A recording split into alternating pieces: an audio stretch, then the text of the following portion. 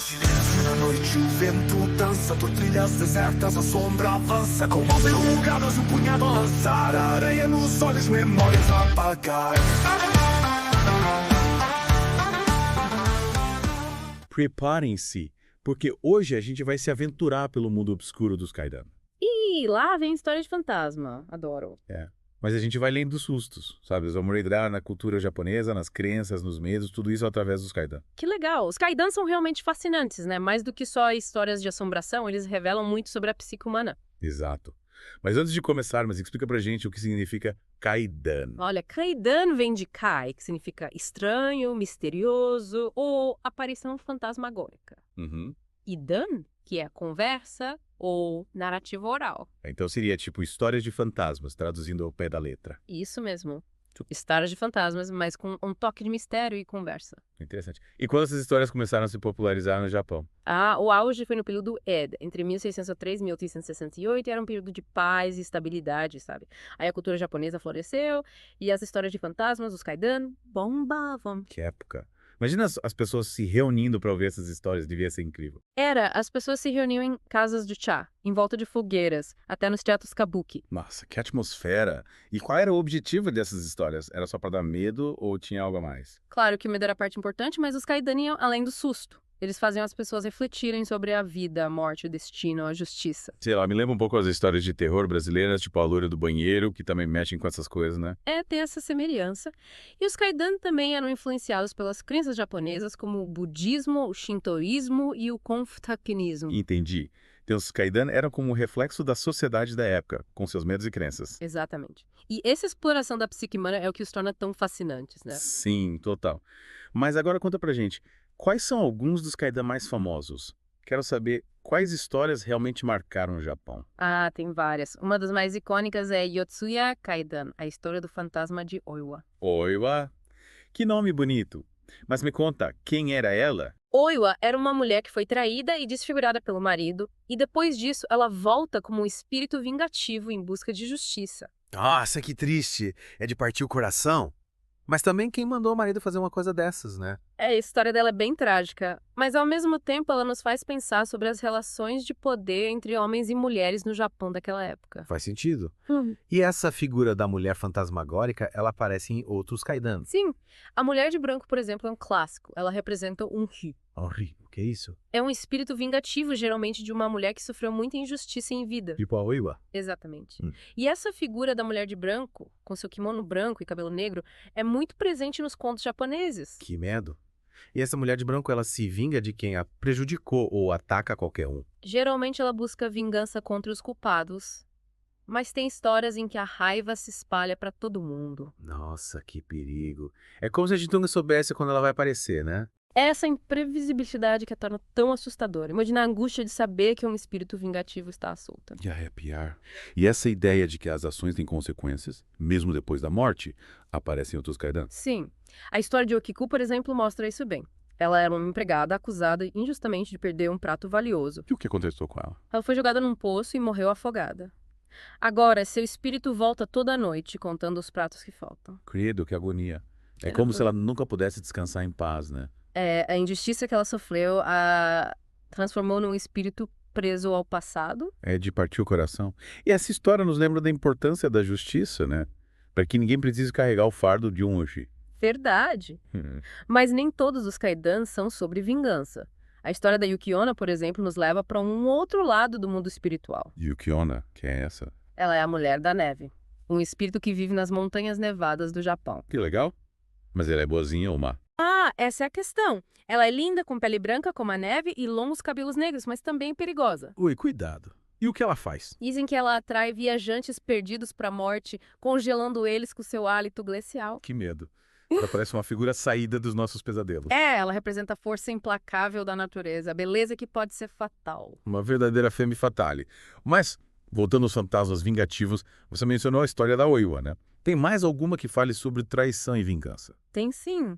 A história de Chukai do Yotsuya Kaidan aprofunda a lenda da Oiwa, mostrando detalhes ainda mais sinistros da traição do marido. Nossa, deve ser de arrepiar. A história é bem intensa, cheia de drama, horror e elementos teatrais. Que interessante. E ela é popular no Japão. É uma das histórias mais famosas do país. Nossa, a história da Oiwa realmente marcou a cultura japonesa, né? Sim. Ela nos mostra como a busca por justiça pode levar a um ciclo de violência e sofrimento. Vingança nunca é a solução, né? Mas mudando um pouco de assunto, você falou em criaturas bizarras. O que mais tem dos Kaidan, além de fantasmas? Ah, prepare-se para conhecer o Hokurokubi. Hokurokubi. Que nome engraçado, o que é isso? Imagina uma pessoa normal durante o dia, mas que à noite tem o pescoço se esticando, crescendo a metros de distância. Aleto. Que bizarro. Geralmente são mulheres que, durante o dia, vivem vidas normais, mas à noite seus pescoços viram serpentes. Que horror! Imagina dar de cara com uma dessas no meio da noite. É de arrepiar. E o Hokurokubi representa essa dualidade da natureza humana, o lado monstruoso que se esconde sob a aparência normal. Nossa, que profundo. E essa ideia de dualidade, de segredos escondidos, aparece em outros Kaidan. Sim. O Poço de Honjo, por exemplo, guarda segredos terríveis. Um poço. Que tipo de segredos um poço pode ter? Dizem que esse poço em Tóquio foi usado para esconder corpos. Querido. E que os espíritos das vítimas ainda assombram o local. Ia ter um calafrio. É como se o poço fosse um portal para o mundo dos mortos, né? Exato. E os Kaidan são uma forma de dar voz a esses sussurros do passado, de confrontar os fantasmas da história. Nossa, quanta história e mistério. Os Kaidan realmente vão além do terror, né? Eles nos fazem pensar sobre a natureza humana, sobre as consequências das nossas É ações. verdade. Eles nos mostram que o mundo espiritual é poderoso e cheio de mistério. É melhor a gente pensar 2 vezes antes de fazer algo errado, né? Só que a gente acaba virando um fantasma vingativo. Ou encontrando um Hokurokubi no meio da noite. É, verdade. Mas acho que por hoje já chega de sustos, né? Vamos dar uma pausa para processar tudo isso. Boa ideia. Essa viagem pelo mundo dos Kaidan foi bem intensa. Foi mesmo. Mas ainda tem muito mais para explorar. Na próxima parte do nosso mergulho, a gente vai desvendar mais segredos por trás dessas histórias. Isso aí. Preparem-se para mais sustos e reflexões. Os Kaidan são como uma ponte com o passado, né? A gente viaja no tempo e mergulha nas crenças e medos do Japão antigo. É verdade. É como se a gente estivesse lá ouvindo as histórias ao redor da fogueira. Mas o que mais podemos aprender sobre a cultura japonesa através dos Kaidan? Ah, muita coisa. Eles revelam costumes, valores e principalmente a relação complexa dos japoneses com o mundo espiritual. Entendi. E o Onri, por exemplo.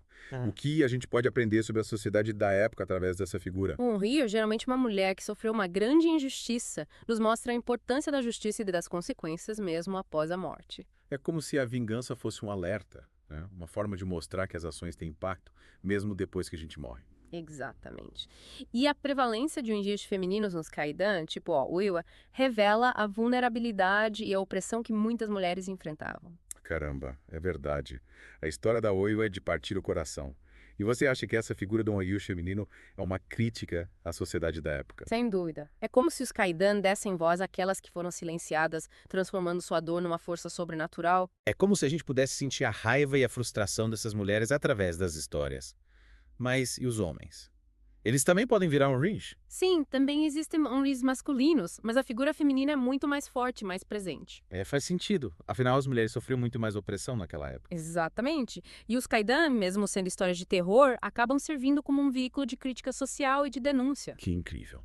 Mas além da crítica social, o que mais os Kaidan revelam sobre a visão de mundo dos japoneses? Ah, eles também mostram a profunda conexão dos japoneses com a natureza e o mundo espiritual. Tipo a Yukiona, a mulher da neve. Ela mesma. A crença em espíritos, yokai e outras criaturas sobrenaturais é muito forte na cultura japonesa. E você acha que essa crença influencia a forma como eles lidam com a vida e a morte? Com certeza, a morte não é vista como um fim absoluto, mas como uma transição para outro estado de existência. E os espíritos dos antepassados? Eles são reverenciados e ao mesmo tempo temidos.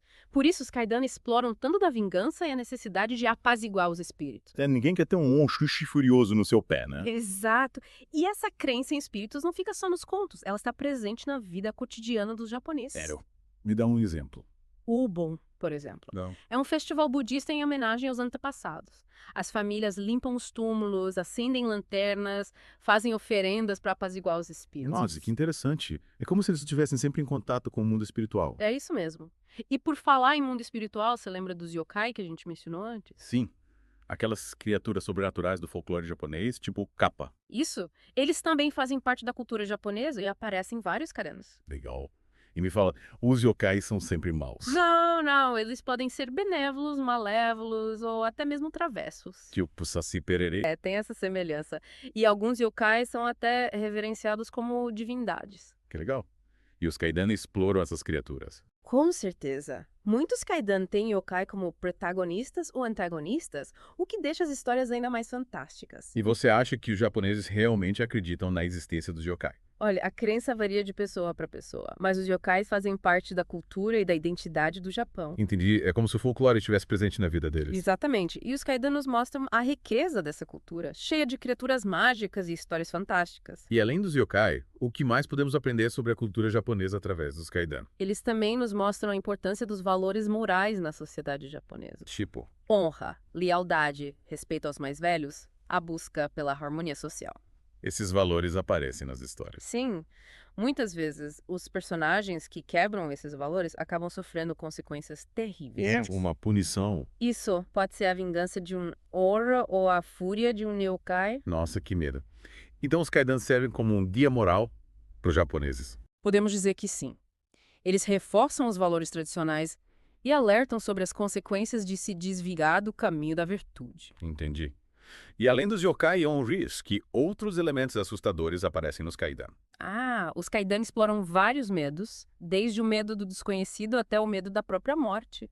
Que arrepio! E como eles fazem isso? Através de lugares abandonados, objetos amaldiçoados, sombras que se movem na escuridão. Eles sabem como brincar com a nossa imaginação. Com certeza. E por isso os Kaidan continuam a nos fascinar e assustar até hoje. É verdade. Eles mexem com medos que são universais, que existem em todas as culturas. Exatamente. O medo é uma linguagem que todos nós entendemos. E qual você acha que é o segredo do sucesso dos Kaidan? Eu acho que é a combinação de elementos. O terror psicológico, o folclore rico, a crítica social e a exploração da psique humana. Faz sentido. Eles não se limitam a assustar. Eles nos fazem pensar e questionar o mundo. É isso mesmo. E falando em questionar o mundo, você lembra do Hokorokubi, aquela criatura com pescoço que estica? Sim, lembro. Que bicho estranho. Pois é. As histórias dele geralmente exploram a dualidade da natureza humana, o medo do desconhecido e o fascínio pelo grotesco. E por que ele só se transforma à noite? Ah, essa transformação noturna pode ser vista como uma metáfora para os desejos reprimidos, para o lado obscuro que se esconde durante o dia. Entendi. É como se a noite libertasse o monstro interior. E essas histórias, elas servem como um alerta para os japoneses. Sim. Elas mostram que a maldade pode estar em qualquer lugar, até dentro de nós mesmos. A gente nunca sabe o que se esconde por trás da máscara da normalidade. Verdade. E mudando um pouco de assunto, você mencionou os lugares amaldiçoados. O que você pode nos contar sobre eles? Os lugares amaldiçoados são como portais para o mundo dos mortos. Geralmente são lugares marcados por tragédias. E essa energia negativa das tragédias, ela fica impregnada no lugar. Exatamente. É como se a história do lugar se transformasse numa maldição. Tipo o Poço de Honjo, né? Que É. você disse que foi usado para esconder corpos. Ele mesmo. O Poço de Honjo é um exemplo clássico de lugar amaldiçoado. Que medo. Imagina só a energia pesada que deve ter naquele lugar. É de arrepiar. E o Japão tem vários lugares assim, cheios de histórias de fantasmas e assombrações. Por que será que as pessoas se interessam por esses lugares? Eu acho que a curiosidade pelo desconhecido, o desejo de desafiar os limites da realidade. A gente sempre busca o que está além, né? Mesmo que isso nos dê medo. Verdade. Mas é importante ter respeito pela história e pela cultura do lugar. Não é bom brincar com essas coisas. É. Mas, voltando aos Kaidan, como eles são contados? Geralmente de forma simples e direta, com foco na atmosfera e no suspense. E o ritmo da história? Varia, mas geralmente a tensão vai aumentando aos poucos até chegar no clímax. E os personagens? Geralmente são arquétipos, representando valores da sociedade japonesa. Entendi. É como se cada personagem tivesse um papel na história. Isso mesmo. E a forma como os Kaidans são contados é muito importante para o impacto da história. Os Kaidanka, né? Aqueles contadores de histórias. Eles mesmos. Eles usam a voz, os gestos, as expressões faciais para criar uma atmosfera ainda mais assustadora. Devia ser incrível assistir uma apresentação deles. Devia! Yeah. E essa tradição oral ainda existe no Japão, sabia? Sério? Que legal. Tem eventos, festivais, até programas de TV dedicados aos Kaidan. Que bacana. E além da tradição oral, os kaidanos foram adaptados para outras mídias. Claro, eles inspiraram peças de teatro, filmes, mangás, animes. Nossa, que sucesso. Os kaidan realmente conquistaram o mundo, né? É verdade, o terror e o suspense dos kaidan são universais. E essa capacidade de se adaptar, de se reinventar, talvez seja o segredo da longevidade dos kaidan. Concordo. As boas histórias, assim como os bons fantasmas, nunca morrem. Que frase poética. Mas antes de encerrarmos nosso mergulho, me diz, qual a lição mais importante que os kaidan nos ensinam? Acho que é a de que o mundo é um lugar cheio de mistérios, com seus encantos e seus perigos. Os kaidan nos ensinam a ter respeito pelo desconhecido, a reconhecer nossos medos e a buscar o conhecimento. Que lindo. É como se os kaidan nos mostrassem que o medo e a curiosidade andam juntos, né? Exatamente. Eles nos convidam a explorar o mundo, mas com cautela e respeito. Pois é, a gente mergulhou de cabeça no mundo dos kaidan, né? Desvendando mistérios e aprendendo sobre a cultura japonesa. É verdade. Vimos como os kaidan refletem crenças, medos e até a psique humana. E agora, nessa última parte do nosso mergulho, vamos desvendar os bastidores dessa arte milenar. É isso aí.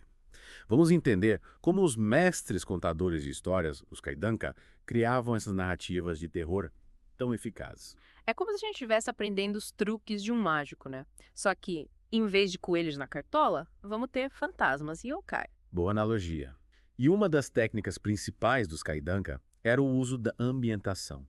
Eles descreviam cenários com riqueza de detalhes para criar uma imersão sensorial no ouvinte. Tipo, a gente conseguia sentir o frio na espinha só de ouvir a história. Exatamente. A escuridão, o frio, o cheiro de mofo, o som sinistro, tudo contribuía para criar uma atmosfera de terror. Uau, devia ser arrepiante. E além da ambientação, que outras técnicas eles usavam? Outra técnica importante era a construção gradual do suspense. Eles não entregavam tudo de uma vez, sabe? Dosificavam as informações, criando uma expectativa. Entendi.